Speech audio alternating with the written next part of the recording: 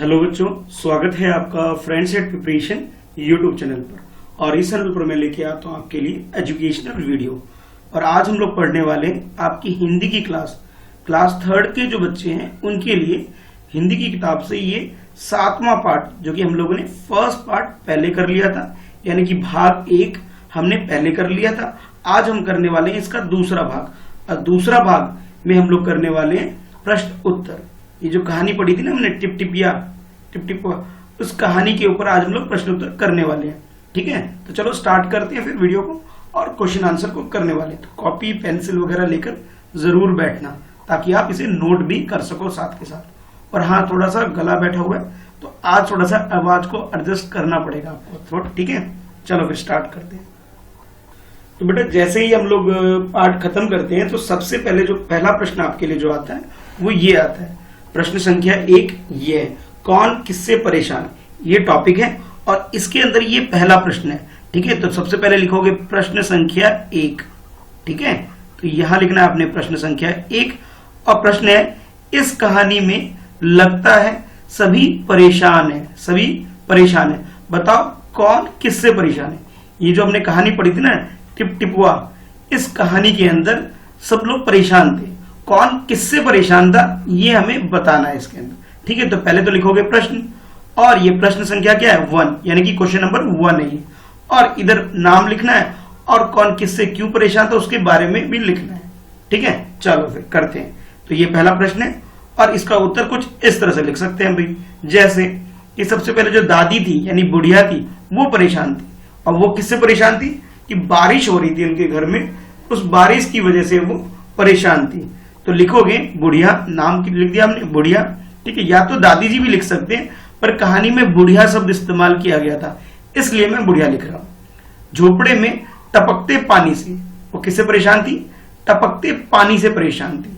जो उनके घर में यानी कि उनके जो उनके झोपड़े में जो पानी बरस रहा था, वो जो पानी के बरसने से वो काफी परेशान थी, बार बार वो पानी की तरफ ही देख रही थी और वो अपने पोते को भी कहानी नहीं सुना पा रही थी। ठीक है, तो पहला प्रश्न का में जो हमने जो पहला शब्द लिया है वो बुढ़िया लिया। उसके बाद बाघ भी किसी से परेशान था, बाघ झोपड़ी के पीछे छुपा हुआ था और दादी जो भी बात बता रही थी उससे सुन करके वो भी परेशान हो रहा था। तो यहाँ पे बाघ किससे परेशान था, बाघ भाई टिप टिपुआ से परेशान था। ठीक है, किससे परेशान था, टिप टिपुआ से परेशान था, क्योंकि उसे लग रहा था ये कोई बड़ा जानवर है। और इसके साथ साथ वो बारिश से भी परेशान था, इसलिए वो छुप के बैठा हुआ था। तो बाघ टिप टिपुआ से शब्द से और बारिश से, इन दोनों चीजों से वो परेशान था। अच्छा, उसके बाद बात करते हैं धोबी की। तो धोबी का जो गधा था वो खो गया था। तो गधा के खो जाने से वो अपने गधे से परेशान था, क्योंकि ऐसे मौसम में जब बारिश हो रही थी उसे अपने गधे को ढूंढने के लिए दूर दूर जाना पड़ रहा था। तो इसका उत्तर क्या लिखोगे, अपने गधे से। किससे परेशान था, अपने गधे से परेशान था। उसके बाद बात करते हैं पंडित जी की। इस कहानी में आखिर में पंडित जी भी आए थे ना, चलो भाई पंडित जी से की भी बात कर लेते हैं। तो पंडित जी परेशान किससे थे, उनके घर में पानी भर गया था भाई, और वे उलेच के उसे निकाल रहे थे। तो इसका मतलब ये हुआ, घर में पानी भरने और उसे निकालने से परेशान थे हमारे पंडित जी। यानी कि उनके घर में जो पानी भर गया था बारिश की वजह से, उससे परेशान थे, और उन्हें जो निकालना पड़ रहा था, तो ये वजह थी उनके परेशान होने की।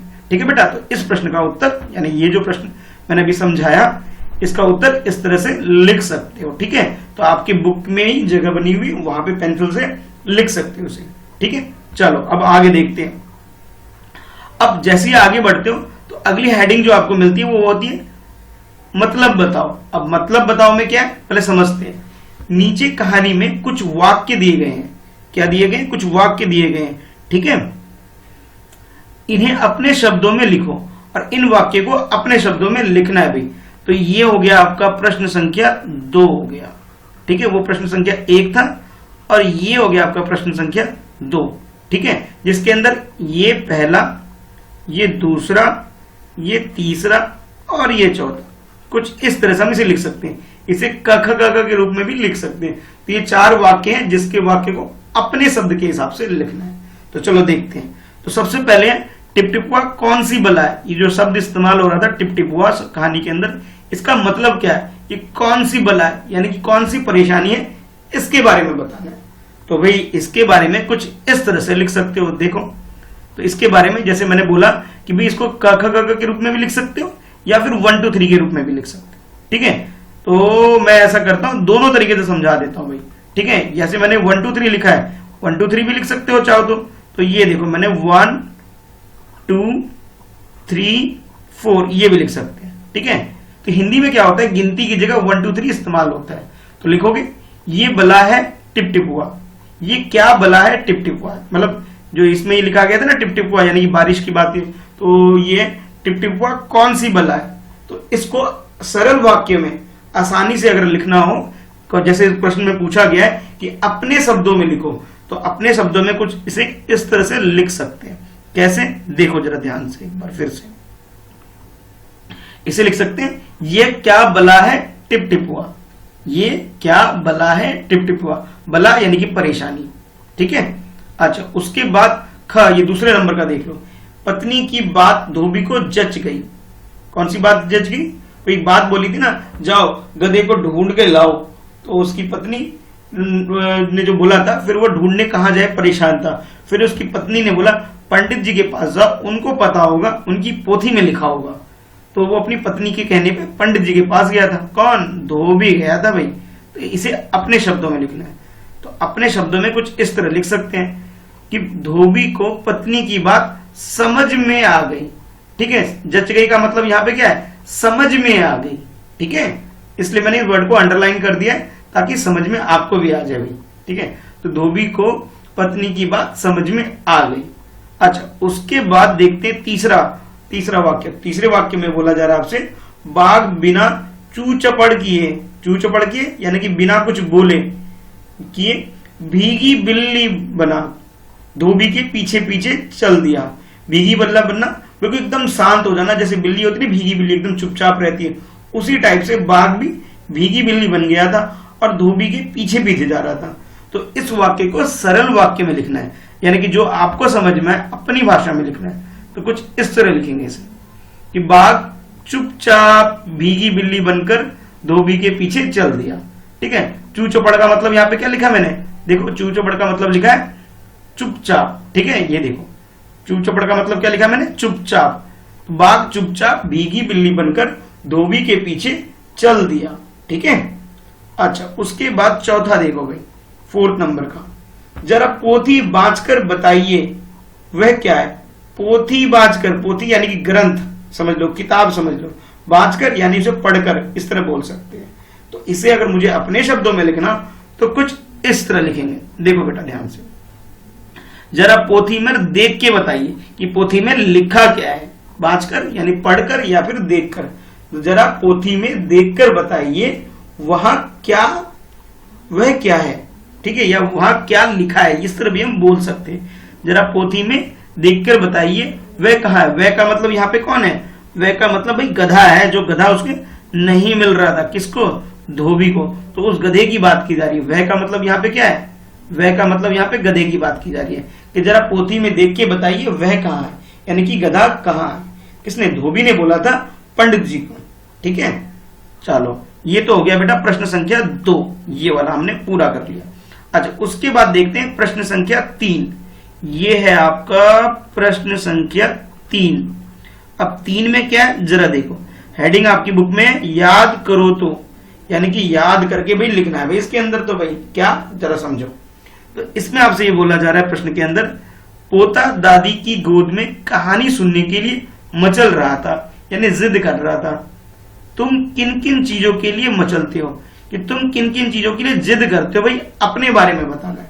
तो इस कहानी में एक बच्चा था जो कि अपनी दादी से जिद कर रहा था कि भी मुझे कहानी सुना दो, कहानी सुना दो, कहानी सुना दो। उसी तरह से आपके बारे में पूछा जा रहा है कि आप किस बात के लिए मचलते हो। तो लिखोगे मैं लड्डू खाने के लिए मचलता हूँ, मैं खेलने के लिए मचलता हूँ, मैं ये करने के लिए। तो इस तरह से कुछ भी अपना उत्तर अपनी मर्जी से लिख सकते हो। ठीक है, तो कुछ एक मिनट, हाँ ये ठीक है, इस प्रश्न का उत्तर कर रहे हो। तो प्रश्न नंबर 3 का जो उत्तर करोगे कुछ इस तरह से करोगे, मैं अपनी दादी के साथ सोने उनके साथ टीवी कार्यक्रम देखने, उनके साथ घूमने जाने के लिए मचलती हूं। यानी लड़कियों की बात की जा रही है, ठीक है। लड़के क्या लिखेंगे, मचलता हूं, ठीक है बेटा। जो लड़की है, लड़की तो क्या लिखेंगे, मचलती हूं, ठीक है। और जो लड़के होंगे, जितने भी बॉयज है मेरी क्लास के अंदर, ठीक है, वो क्या लिखेंगे, मचलता हूं, ठीक है बेटा। अंतर रखना, ये नहीं कि लड़की लड़की लड़की वाले तो भाई ये लिख देता हूं, गर्ल्स जी लिख देता हूं, ये गर्ल्स को लिखना है। अब बॉयज को क्या लिखना है, मचलता हूं, ठीक है। मैं अपनी दादी के साथ सोने के लिए लिख सकते हो, टीवी देखने के लिए या टीवी कार्यक्रम देखने, तथा यानी कि और उसके साथ उनके साथ, उनके मतलब दादी जी के साथ घूमने जाने के लिए मचलती हूं। अगर लड़की है तो, लड़का होगा तो क्या लिखेगा, मचलता हूं, ठीक है। ध्यान रखना, बार बार अंडरलाइन करके बता रहा हूं, मचलता हूं लिखेंगे लड़के, ठीक। इसके अलावा कुछ और भी चीज कर सकते हो कि लड्डू खाने के लिए, रोटी खाने के लिए, कुछ और भी जो भी आपका मन कर रहा, तो अपने हिसाब से इसका उत्तर में थोड़ा बहुत चेंज कर सकते हो, ठीक है। तो ये तो बात रही भाई प्रश्न संख्या 3 की, जिसके अंदर जिस तरह से पोता अपनी दादी के गोद में सो करके कहानी सुनने के लिए मचल रहा था, तो भी आप लोग भी जिस चीज के लिए मचलते हो वो लिख सकते हो। लिख दो कि मैं लड्डू खाने के लिए मचलता हूं, मैं खीर खाने के लिए मचलता हूं, वगैरह वगैरह वगैरह, कुछ भी अपनी मर्जी से आप लिख सकते हो, जो भी आप अपनी दादी से जिद करते हो, ठीक है। दादी नहीं है तो कोई बात नहीं, मम्मी पापा या बड़े घर में जो भी है उसके बारे में भी लिख सकते हो, ठीक है। लेकिन यहाँ पे दादी बोला गया तो शब्द दादी का इस्तेमाल कर लेना, ठीक है। चलो अब देखते हैं अगला प्रश्न, और ये होने वाला है प्रश्न संख्या 4। 3 तक तो हमने कर लिया, ये देखो ये 3 था, अब ये 4, प्रश्न संख्या 4। इसमें क्या है, पहले पढ़ लेते हैं, उसके बाद ये बेटा होगा आपका प्रश्न संख्या 4, ठीक है। और ये हो जाएगा आपका प्रश्न संख्या 5, नीचे वाला, ठीक है। तो क्योंकि किताब में क्वेश्चन नंबर डाला हुआ नहीं है, इसलिए मैं डलवा रहा हूं, ठीक है। तो सबसे पहले ये कौन है टिपटिपुआ, तो पहले तो ये बताना भी कौन है टिपटिपुआ, इसके बारे में ये हमने पाठ भी पढ़ा था। अब प्रश्न उत्तर भी इसी के बारे में करने वाले। तो जैसे बातचीत हो रही थी, हाँ बचुआ, जैसे बातचीत हो रही थी ना कहानी के अंदर, हाँ बचुआ, ना शेरवा के डर से ना बगुआ के डर से, डर तो डर टिपटिपुआ के डर से। कहानी में आया था ना जब दादी ने बोला था अपने पोते को कि भी मैं तो ना शेर के डर से नहीं बाघ के डर से, डर तो डरती हूं सिर्फ किससे, सिर्फ टिपटिपुआ के डर से डरती हूँ, यानी कि जो पानी टपक रहा है उसी से टपकती हूँ। तो इसके बारे में अब आपके लिए प्रश्न है, क्या प्रश्न है सुनो ध्यान से। तो प्रश्न संख्या 4 में पूछा जा रहा है आपसे, तुम्हारे घर की बोली में इस बात को कैसे कहेंगे। यानी कि आपके घर में भी, जैसे ये तो भाई यूपी यानी उत्तर प्रदेश की कहानी है, जहां पे गांव के लोग शेर को शेरवा, बाघ को बगवा और पानी टपकने को टिप टिप, जो पानी टपकता है उसे टिप टिपुआ बोल रहे हैं, ठीक है। तो आपकी भाषा में यानी कि आपके घर में आपकी बोली में से किस तरह बोलेंगे ये लिखना है इसके अंदर, पहले प्रश्न में। और ये चौथे प्रश्न में। और 5वें प्रश्न में पूछा जा रहा है आपसे, कहानी में टिपटिपुआ कौन था। तो टिपटिपुआ कौन था, यानी बरसात बारिश का पानी, इस तरह बोल सकते हो आप। अच्छा, तुम किस किस को टिपटिपुआ कहोगे। अभी अब तुम्हारी बारी भी, तुम और किस किस को टिपटिपुआ बोल सकते हो। कि टूटी से पानी गिर रहा है, नल से पानी गिर रहा है तो वो भी टिपटिपुआ हो सकता है, पिचकारी से पानी गिर रहा है उसको भी टिपटिपुआ बोल सकते हो, ठीक है। तो जहां भी आप लोग बोल सकते हो, अपने बारे में भी बताना है। तो ये प्रश्न संख्या पहले 4 करेंगे फिर 5 करेंगे। तो चौथा देखो बेटा, प्रश्न संख्या 4। तो इसमें जैसे मैंने क लिख दिया ताकि आपको पहचान में आ जाए कि मैं किसकी बात कर रहा हूं। इसमें चलो लिख देता हूं, मैं यहां लिख देता हूं प्रश्न संख्या 4, क रहने देता हूं, ठीक है। और इसे कर देता हूं इसका प्रश्न संख्या 5 का उत्तर ये, ठीक है। ये 4 का है, ये 5 का है, ठीक है। चलो अब समझते हैं क्या है इसके अंदर। बेटा ना तो मुझे शेर से डर है ना बाघ का, ठीक है। आप लोग अपनी भाषा में लिख सकते हो, ना तो मुझे शेर का डर है ना बाघ का डर है, तो इस तरह भी लिख सकते हो, ठीक है। तो जैसे मैं थोड़ा समझाने के लिए लिख रहा हूं यहाँ पे, जरा ध्यान से सुनो। मुझे तो इस टिप टिप करते पानी से डर लगता है, मुझे तो बस इस टिप टिप करते हुए पानी से डर लगता है। अच्छा, यहां तक तो इसका उत्तर हो गया, बस इतना ही उत्तर है बेटा, ठीक है। लेकिन ध्यान रहे, अब यहाँ पे नोट मैंने इसलिए लिख दिया आप लोगों के लिए, नोट विद्यार्थी इस प्रश्न के उत्तर को अपनी भाषा में लिखेंगे। भाई ये तो मैंने अपनी भाषा में समझाया कि मेरे घर में कैसे बोला जाता है इसको, ठीक है।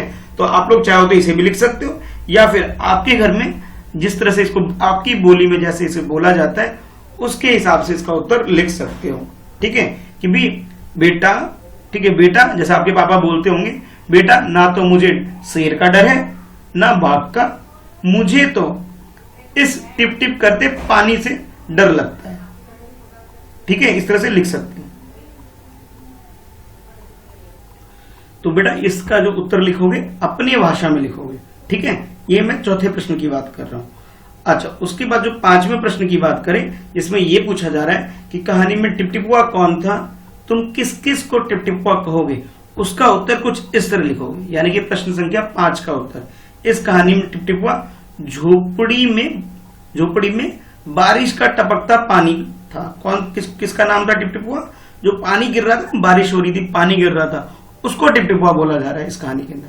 अच्छा, अब आप लोग किस किस को बोल सकते हो उसके बारे में बताना। जैसे यहां लिखा है, लेकिन यहां धोबी और उसके लठ ने टिपटिपुआ का भी काम किया था। और टिपटिपुआ का मतलब ये है कि जब उसने उस बाघ की जो पिटाई कर दी थी, किसने? धोबी ने, ये समझ के कि वो उसका गधा है, उसकी जो खूब पिटाई कर दी थी, टिप टिप टिप टिप करके डंडे से जो पिटाई कर दी थी, तो वो भी कह सकते हो भी ये टिपटिपुआ का काम किया।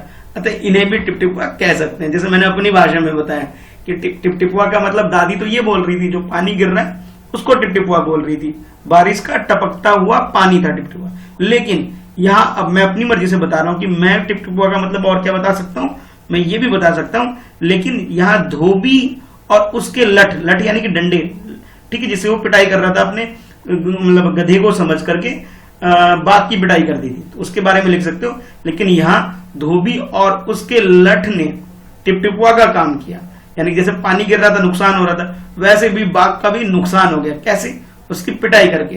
तो लिख सकते हो अतः हम इन्हें भी टिपटिपुआ कहेंगे और इसे भी टिपटिपुआ कह सकते हैं। ये मैंने भी अपनी तरीके से बताया।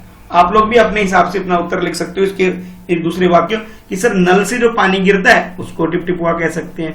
ठीक है, और किसी के घर में वॉशरूम में शावर है यानी कि झरना है, झरने से जो पानी गिरता है वो भी टिपटिपुआ है। ठीक है, तो इस तरह से इस प्रश्न का उत्तर लिख सकते हैं अगर मैं बात करूं ये प्रश्न संख्या 5 की। ठीक है, चलो अब देखते हैं प्रश्न संख्या 6 को। तो बेटा ये है प्रश्न संख्या 6 और इसके अंदर एक छोटी सी कहानी की बात की जा रही है। कैसे? जरा देखो ध्यान से। पहले तो प्रश्न लिखोगे कि प्रश्न है क्या।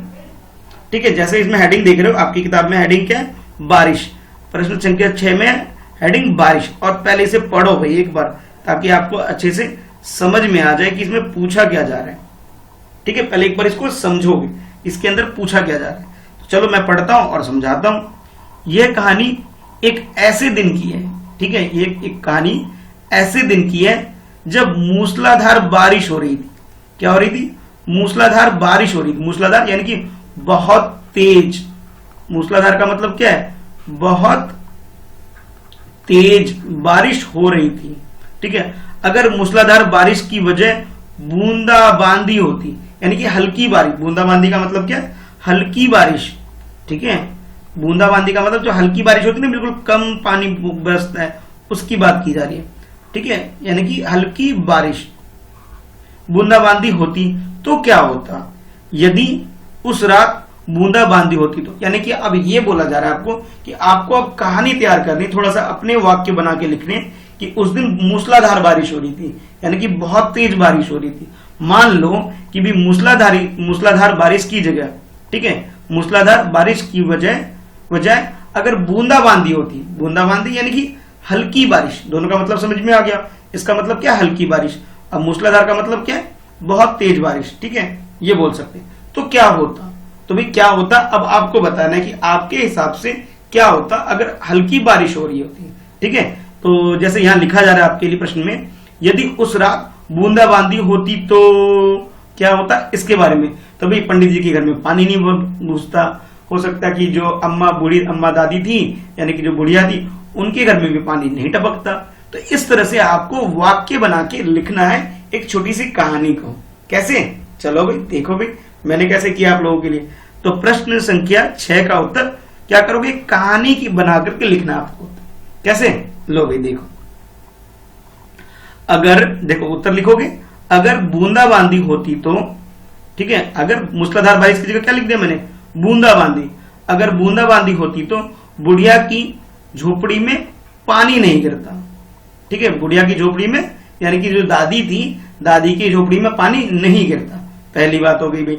उसके बाद और कहानी को आगे कैसे बढ़ा सकते हैं, कुछ इस तरह से, दादी पोते को टिपटिपुआ वाली कहानी नहीं सुनाती। दादी पोते को टिपटिपुआ वाली कहानी नहीं सुनाती, यानी कि टिपटिपुआ की बात नहीं करती, वो कुछ और कहानी सुनाती भाई, है ना। अगर बारिश का पानी नहीं गिर रहा होता तो वो जो बच्चा जिद कर रहा था, वो जो पोता उसका जिद कर रहा था, तो उसे टिपटिपुआ की जगह कुछ और कहानी उसे सुनाती। अच्छा, उसके आगे क्या हो सकता था, उसे सुनकर बाघ भाग गया था, जिसे सुन के बाघ भाग गया था यदि टिपटिपुआ से नहीं डरता। ठीक है, यदि जो बाघ था वो किससे भाग गया था, टिपटिपुआ की बात सुनकर कि भाई दादी क्या ना शेर से डर रही थी, दादी ना बाघ से डर रही थी। दादी किससे डर रही थी, कह रही थी मुझे तो बस टिपटिपुआ से परेशान हूं मैं, ना मुझे बगुआ से डर लगता है ना मुझे शेरवा से डर लगता है, डर तो डर मुझे टिपटिपुआ का डर है, बोल रही थी ना दादी। तो भाई शेर के बारे में बोल सकते हो आप, जिसे सुनकर बाघ भाग गया था यदि बाघ टिपटिपुआ से नहीं डरता। जो बाघ डर गया था, अगर वो नहीं डरता तो धोबी के साथ चुपचाप नहीं जाता। जो किससे डर गया था, वो टिपटिपुआ से डर गया था।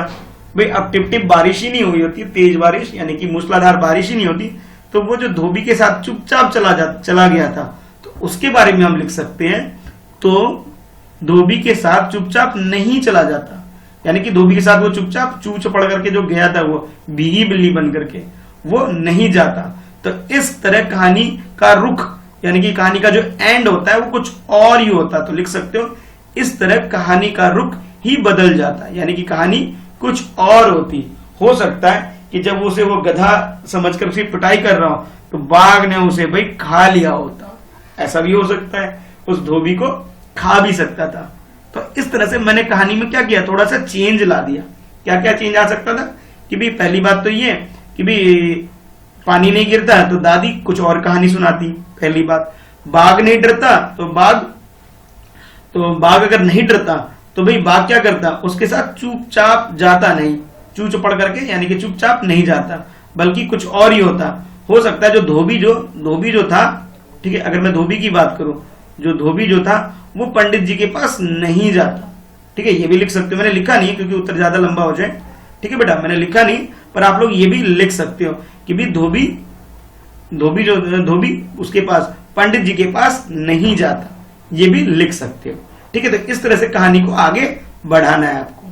ठीक है, तो समझ में आ गया होगा। चलो फिर अगला प्रश्न करते हैं। फिर अब तो बेटा ये जो प्रश्न था ये मैंने इसका उत्तर करवाया। ये जो प्रश्न था ना आपका कि भाई ये कहानी का कुछ और रुख हो जाता, कुछ इस तरह, ये था प्रश्न संख्या 6, जिसके अंदर थोड़ी सी कहानी के अंदर आपको बदलाव लाने के लिए बोला जा रहा है। यानी कि मूसलाधार बारिश की जगह यहाँ क्या बोला गया, हल्की बारिश के बारे में सोचकर आपको कहानी को आगे बढ़ाना। ठीक है, चलो अब देख लेते हैं भाई प्रश्न संख्या 7। तो ये है आपके लिए प्रश्न संख्या 7। ठीक है, चलो, और इसमें जैसे मैंने ये रेक्टेंगल बॉक्स बनाया है बुक के अंदर दे रखा, इसकी जगह कुछ और भी कर सकते हो, बादल बना सकते हो या कुछ और भी ड्राइंग कर सकते हो भी। अगर बहुत अच्छी ड्राइंग करने का मन नहीं कर रहा तो भी ऐसे भी कर सकते। ठीक है, चलो देखते हैं प्रश्न क्या है। तो प्रश्न है आपके लिए, सोचो और लिखो ये आवाजें कब सुनाई पड़ती। आपको सोच के लिखना भी, ऐसे नहीं, सोचना है और लिखना है। सोचो और लिखो ये आवाजें कब सुनाई पड़ती है। कौन कौन सी आवाजें, ये देखो। ये तो पहली आवाज है खर खर, दूसरा भिन भिन, खर खर आवाज, भिन भिन आवाज, फिर ठक ठक, ठक ठक आवाज आती है ना कई बार, उसके बाद फिर चर्र चर्र ऐसी आवाज, फिर भक भक आवाज कब आती है, और तर तर आवाज कब आती है। तड़ है, ठीक है बेटा, अड़ा है, ये ध्यान रखना। तो इस तरह की आवाजें कब आती है हमें इसके बारे में लिखना है भाई। तो प्रश्न संख्या 7 बहुत ही आसान है।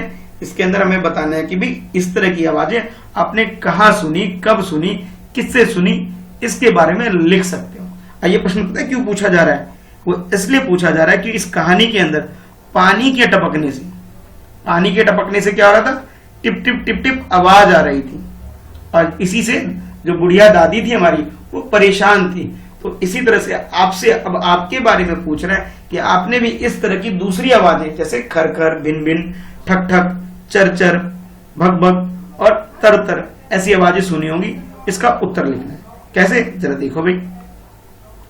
तो भाई खर खर आवाज कब आ जाती है, जब हम तेज सांस लेते हैं, खर खर, यानी जब खराटे लेते हैं तो ऐसे तेज सांस जब लेते हैं तब ऐसी आवाज आती है खर खर। अच्छा, अब भिन्न भिन्न की बात करते हैं। तो भिन्न भिन्न की आवाज पता है कब आती है? जब मक्खी, जैसे मान लो आप कुछ खा रहे हो, ठीक है, तो आपके आसपास क्या करती है, मक्खी भिन्न बनाने लग जाती है, या कुछ गंदगी पड़ी हो तो वहां भी मक्खी जाकर के क्या करती है, भिन्न बनाती है, मंडराती है, तब ऐसी आवाज निकलती है। कैसी आवाज? इस तरह की कि भी भिन्न भिन्न भिन्न भिन्न करके ऐसी आवाज निकलती है। तो लिख सकते हो भिन्न भिन्न की आवाज मक्खी के आसपास मंडराने पर। किसके? मक्खी के आसपास मंडराने पर भिन्न भिन्न की आवाज आती है। अच्छा, उसके बाद ठक ठक की आवाज।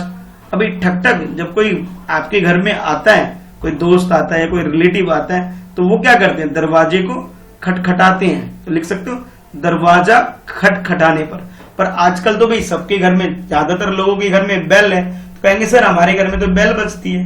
लेकिन कुछ ऐसे भी घर हैं जहां पे अभी भी बेल नहीं है, तो वो लोग दीवार को यानी कि दरवाजे को बजाते हैं। कैसे? खटखट कराते हैं, यानी कि खटखटाने की आवाज निकलती है वहां पे दरवाजे को बजाने से। खटखट, कोई अंदर ऐसे बोलते हैं ना, कोई घर के अंदर है क्या, दरवाजा खोलो, तो इस तरह की आवाज आती है। अच्छा, उसके बाद करते हैं चर चर की आवाज कब आती है।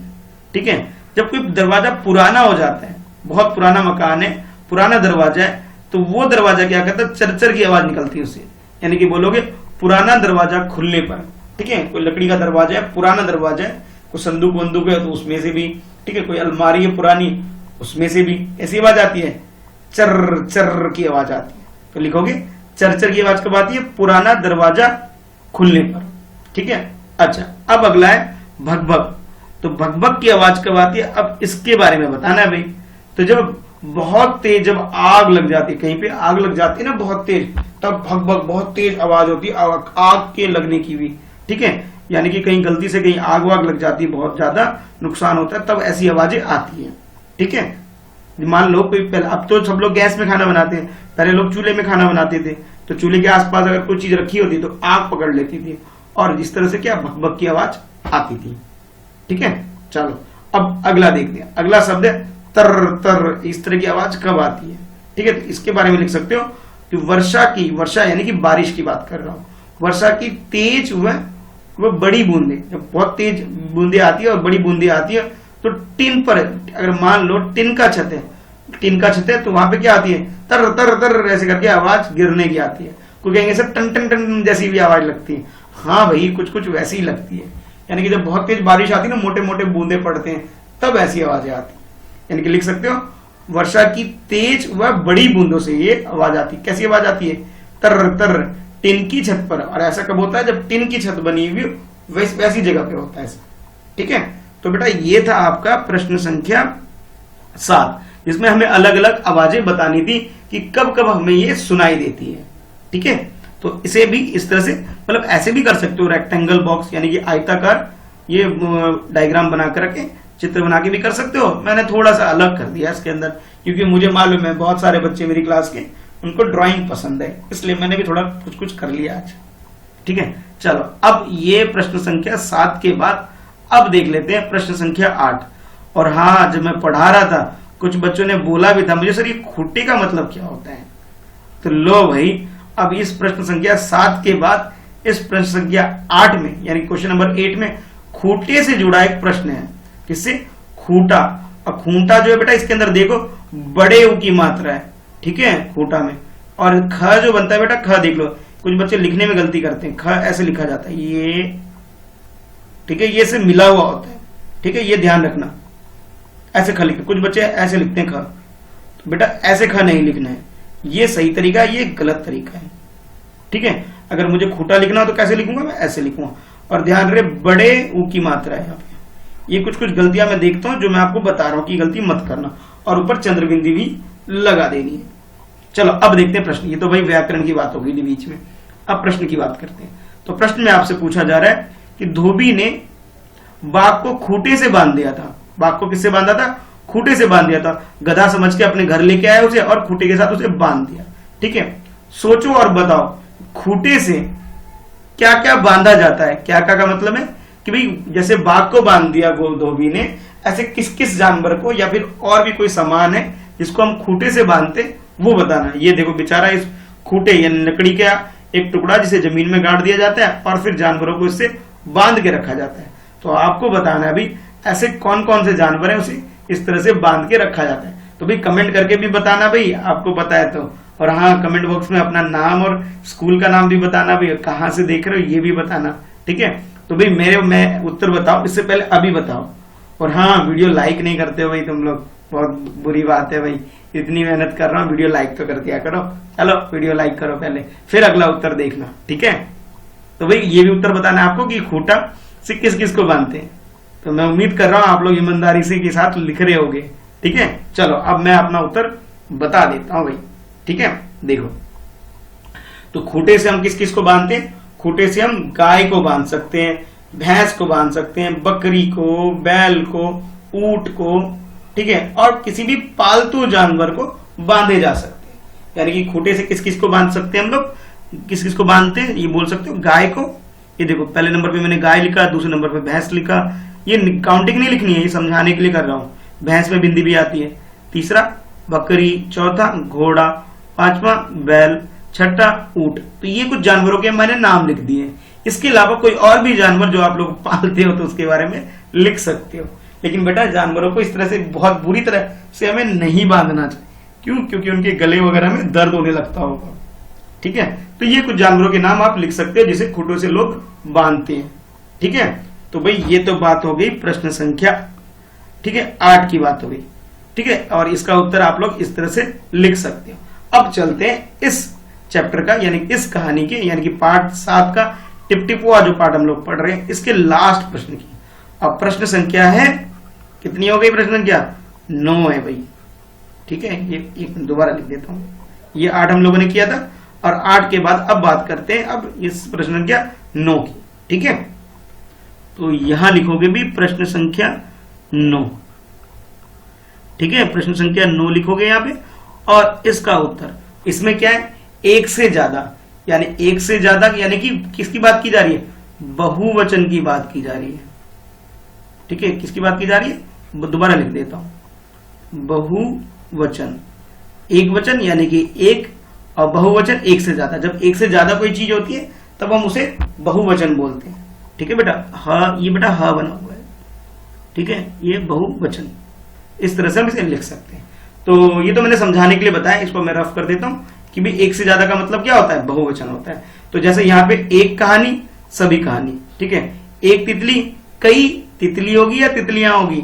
देख लो भाई, अब कहानी है इसमें बड़ी की मात्रा थी, जब इसका बहुवचन किया गया तो यहाँ पे क्या हो गया? बड़ी की मात्रा छोटी की मात्रा में बदल गई और या शब्द को जोड़ दिया गया, ठीक है। क्या जोड़ दिया गया? या शब्द को, या ये जो ना ये या ऐसा इसको आखिरी में लगा दिया, यानी कहानियां। अब तितली है तो इसमें भी बदलाव करेंगे, ठीक है। जैसे चूड़ी है, चूड़ी में भी ऐसे बदलाव करेंगे, और खिड़की है तो खिड़की में भी ऐसे बदलाव करके आपको लिखना है। क्या लिखना है? इसका बहुवचन बनाना है, यानी कि ये एक वचन है, एक कहानी यानी कि एक वचन, सभी कहानी यानी कि बहुवचन। तो एक वचन को बहुवचन में बदलना है हमें। इसके अंदर इस प्रश्न संख्या 9 के अंदर हमें यही काम करना है, यानी क्वेश्चन नंबर 9 के अंदर में जैसे इंग्लिश में बोलते हैं ना, सिंगुलर को प्लूरल में कन्वर्ट करो, यानी कि एक वचन को बहुवचन में बदलना है, ठीक है। तितली का बदलना है, चूड़ी का बदलना है, खिड़की का बदलना है, और बीच में एक खाली छोड़ दिया, वो आप अपनी मर्जी से कोई भी शब्द लिख के कर सकते हो। जैसे देखो मैंने क्या शब्द लिया है? मैंने ले लिया पत्ती, ले लिया पत्ती, यानी जो पत्ते होते हैं ना, पत्ते भी बोलते हैं कुछ बच्चे, तो पत्ती लिख लिया। तो आप लोग कुछ और भी लिख सकते हो, इसके लड्डू भी लिख सकते हो, ठीक है। सर आप बार बार लड्डू का एग्जाम्पल दे रहे हो, तो भाई कुछ और भी लिख सकते हो इसकी जगह। तो जैसे एक कहानी दे रखा था ना आपको, एक कहानी, तो एक कहानी की जगह क्या हो गया? सभी कहानियां। तो ये देखो अंतर देख लो बेटा, बड़ी की मात्रा छोटी की मात्रा बदल गई, और ये या ऐसे करके और ऊपर चंद्रबिंदी लगा करके इसमें थोड़ा सा बदलाव किया, इसके पीछे लगा दिया। अब देखो एक तितली, एक तितली का क्या होगा? कई, एक से क्या ज्यादा हो गए? कई सारी, तो लिख दिया मैंने कई तितलियां, अंडरलाइन किया हुआ, ध्यान से देख लो, ये ध्यान से ज्यादा देख लो, बाकी तो ठीक है। जो ला पे छोटी की मात्रा थी, छोटी की मात्रा कर दी गई और या लगा दिया गया। यहाँ पे कैसी थी? बड़ी की मात्रा थी, ये अंतर आ रहा है। अब देखो पत्ती, ठीक है, पत्ती है। अब मैंने यहाँ जब छोटी की मात्रा लगती है बेटा, तो छोटा अक्षर हो उसके आगे से लगती है, ठीक है। कुछ बच्चे कहेंगे सर ऐसे लिख सकते हैं क्या? भाई ऐसे नहीं लिख सकते, ये गलत है, इसलिए मैं लिख के दिखा रहा हूं, ये गलत है, ऐसे नहीं लिखेंगे, हमेशा ऐसे लिखेंगे। ठीक है, कोई बच्चा कहेंगे सर ऐसे आधा त लिख करके फिर पूरा त इसके ऊपर ई की छोटी की मात्रा लगा के ऐसे लिख सकते हैं? नहीं बेटा, ऐसे नहीं लिख सकते, ये गलत है, इस तरह लिखेंगे। तो एक पत्ती का मैंने लिख दिया 10 पत्तियां, तो देखो यहाँ पे अंतर आ गया, या लगा दिया। ठीक है, अब देखो उसके बाद क्या, एक चूड़ी, तो चूड़ी का क्या होगा, चूड़ियां हो जाएगा। एक की जगह मैंने यहाँ पे क्या किया हुआ है, ढेरों, यानी कि बहुत सारी। ढेरों का मतलब क्या होता है, बहुत सारी चूड़ियां। तो अड़ा के ऊपर जो बड़ी की मात्रा थी, ये यहाँ पे क्या लग गई, छोटी की मात्रा लग गई और या लग गया। ठीक है, ये ध्यान रखना, इसमें चंद्रबिंदी आती है ऐसी वाली, तो ये लगाना भी भूलना मत। जिस किसी शब्द के पीछे ये आ रहा है, इसका मतलब समझ लो भाई ज्यादा की बात की जा रही है, बहुवचन की बात की जा रही है। अच्छा, उसके बाद है एक खिड़की। ठीक है, खिड़की में छोटी की मात्रा है, बड़ी की मात्रा है, तो हम लोग क्या करेंगे, यहाँ पे खिड़की को खिड़कियां बनाने के लिए छोटी की मात्रा लगाकर या लगा देंगे। और अड़ा है ये, र मत लिख देना, खिड़कियां मत लिख देना, र नहीं होता बेटा, इसके अंदर क्या होता है, अड़ा होता है, अड़ा। र मत लगा देना, खिड़कियां नहीं होता, खिड़कियां होता है। ठीक है, तो इस चीज का बहुत ध्यान रखना है। ठीक है, तो ये था आपके पास प्रश्न संख्या 9, और 9 के साथ जो हमारा ये पार्ट यानी कि टिप टिपुआ पूरा हो गया।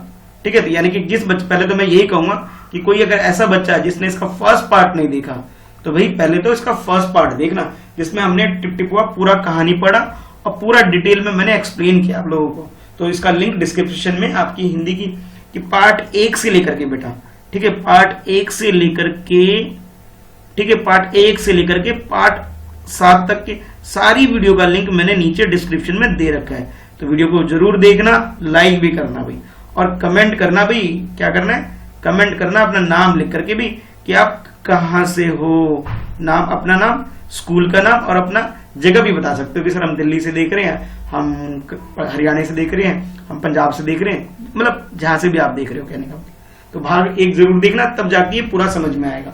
ठीक है, चलो अब वीडियो को अपने दोस्तों को शेयर करो जल्दी से, और हाँ, वीडियो को लाइक करके ही वीडियो बंद करना भाई। ठीक है, चलो बाय, मिलते हैं आप अगली क्लास में। अब मैं लेके आऊंगा 8वां पार्ट। ठीक है, चलो अभी के लिए बाय।